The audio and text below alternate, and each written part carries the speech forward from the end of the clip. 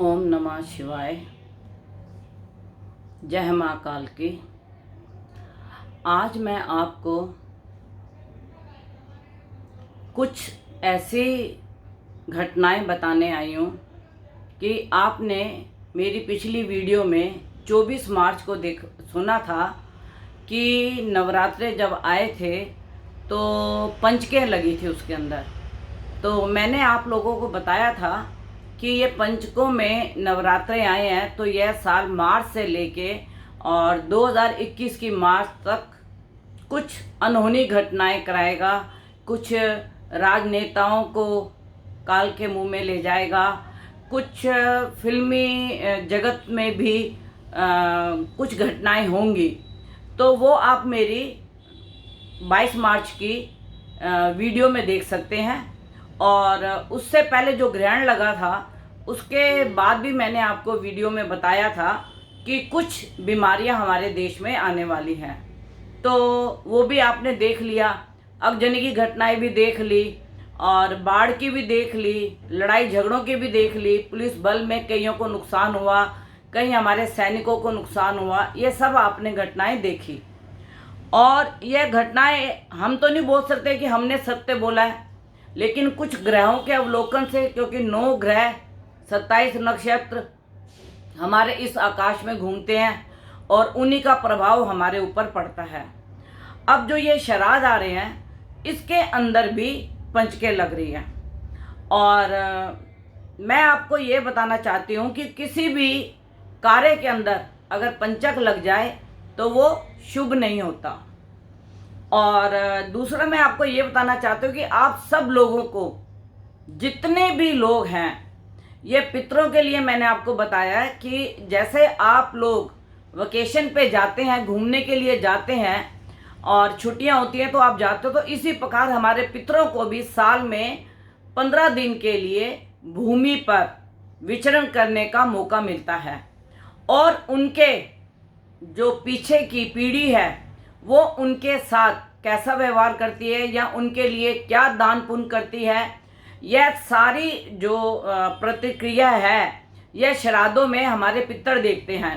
पितर चाहे ससुराल पक्ष के हों चाहे पियर पक्ष के हों, पितर तो पितर ही होते हैं।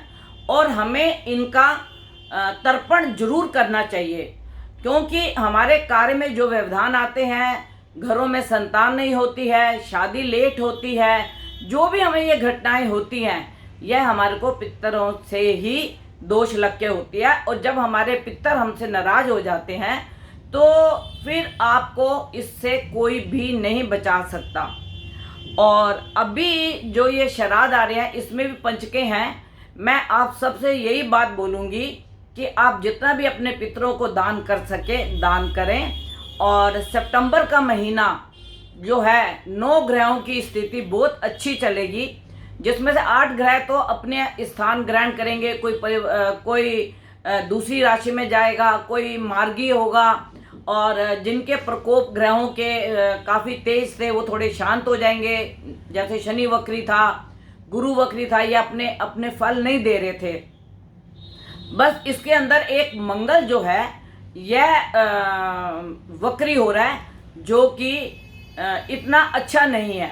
अपनी राशि में यह वक्री हो रहा है और मंगल करे दंगल, तो यह कुछ संभावनाएं मुझे दिख रही हैं। दूसरा कि राजनीतिक में 15 अक्टूबर के बाद बहुत बड़ा फेरबदल होने वाला है।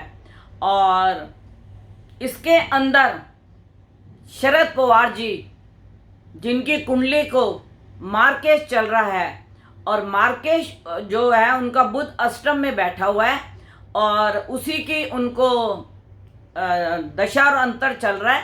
अब इसके अंदर आएगा शनि का, तो शनि उनके 6ठे स्थान में है, जो 6ठे स्थान से बैठ के रोग और अष्टम को देख के शारीरिक कष्ट काफ़ी दे सकता है, क्योंकि उसकी दृष्टि 12वें घर में भी है, पराक्रम पे भी है और अष्टम पे भी है।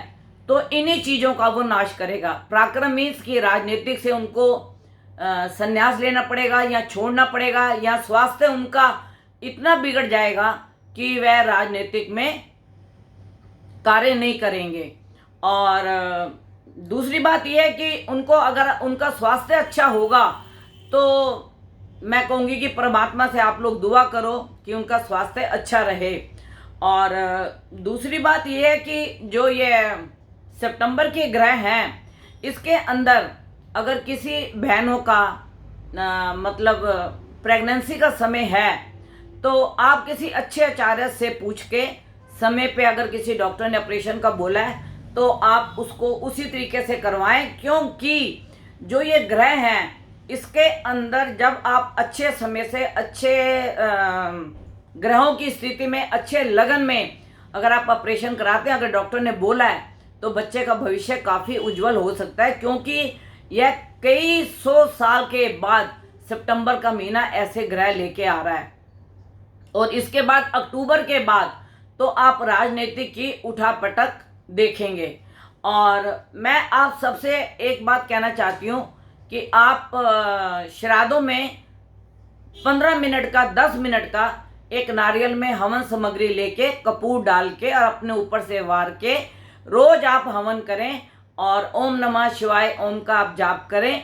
और नहीं तो जो भी आपके इष्ट हैं, यहाँ गायत्री मंत्र है, मतलब मैं ये नहीं आपको बोलती कि आप ओम नमः शिवाय ओम ही कीजिए, आप गायत्री मंत्र है कोई भी है आप उसको कीजिए।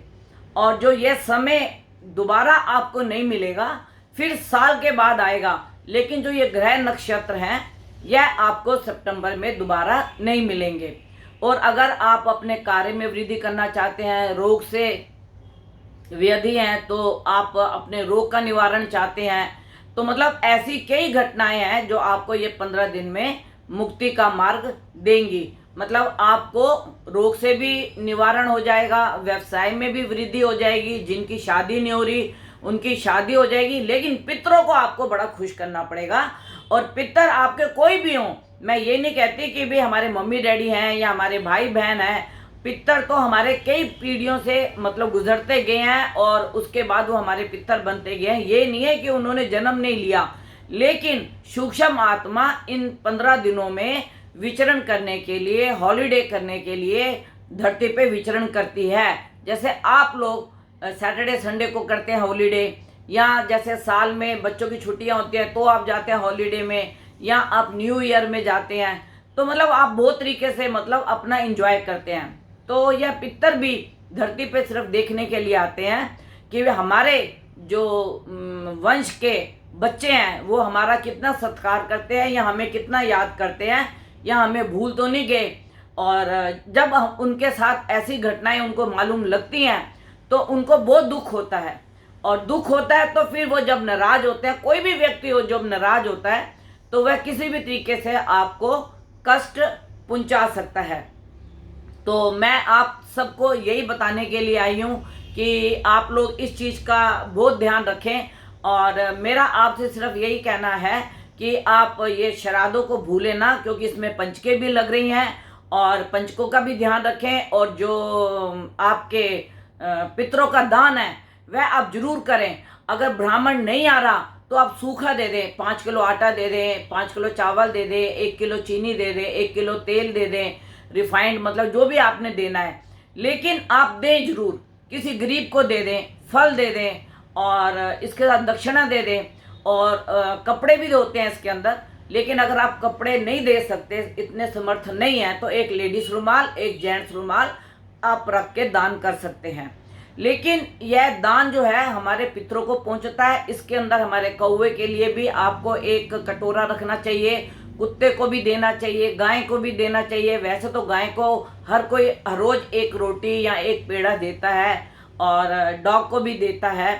और जो ये स्थिति 15 अक्टूबर के बाद मैंने आपको बताई है, यह राजनीतिक में बहुत उठापटक करने के लिए होगी। कहीं की राजनीतिक बिल्कुल डूब सी जाएगी, मतलब कुछ दल ऐसे होंगे जो बिल्कुल मलियामेट हो जाएंगे और कुछ दल नए उभर कर भी सामने आपके आ सकते हैं। और अमित शाह जी की भी मैंने आपको पत्री में बताया था कि उनको स्वास्थ्य की थोड़ी सी तकलीफ होगी, तो वो हो गई। और लेकिन अब ये है कि डॉक्टर उनका अच्छे से इलाज कर रहे हैं और वो जल्दी रिकवर होके दोबारा आएंगे और फिर देश की सेवा के लिए कार्य करेंगे। और मेरा आप सबसे यही निवेदन है कि जो ये 15 अक्टूबर से देश के अंदर हलचल होने वाली है, इसके अंदर आप अपने बच्चों को बिल्कुल भी उग्र ना बनाएं, उनको शांति प्रदान करवाएं और कोई कानून का उल्लंघन ना करें। क्योंकि मैं आपको बता रही हूँ कि 29 सितंबर को शनि जब मार्गी होगा तो यह न्याय के रास्ते पे आके फिर आप इससे न्याय की गुहार नहीं कर सकते, क्योंकि जो आपने किया होगा तो शनि उसका प्रदान आपको देगा फल। दूसरी बात ये कि जो आप हवन करेंगे इसको आपने कहीं जमुना जी में या कहीं पे भी वो सामग्री को नहीं डालना। उसको आपने जो हवन की जो भस्म होगी उसको आप किसी भी पार्क में, किसी भी पेड़ में गड्ढा खोद के आप दबा सकते हैं। क्योंकि प्रदूषण का ये मतलब इससे अगर आप जाके जमुना जी में डालेंगे तो इससे प्रदूषण फैलेगा। मैं ये चाहती हूँ कि प्रदूषण को भी ना करें, नदी नाले भी हमारे साफ रहें और आप डेली हवन करके अपने पितरों को खुश करें। और मेरा आपसे सिर्फ यही आशीर्वाद है और मेरा यही है, आप हर घर में खुश रहें और हर हर महादेव, जय माँ काल की। आप और आपका परिवार खुश रहे, खुशियों से भरा रहे, उन्नति करे और अपने इष्ट देवता को प्रणाम करे। मेरी आपसे यही विनती है।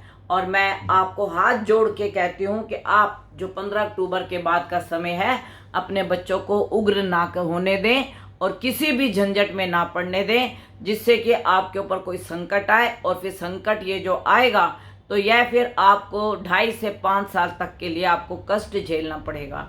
और अगर आप पितरों का दान करते हैं और पितरों को खुश करते हैं तो आपके घर से रोग भी जाएंगे, व्यवसाय में वृद्धि भी होगी, संतान भी अच्छी होगी, पढ़ाई लिखाई में और कार्य में वृद्धि होगी।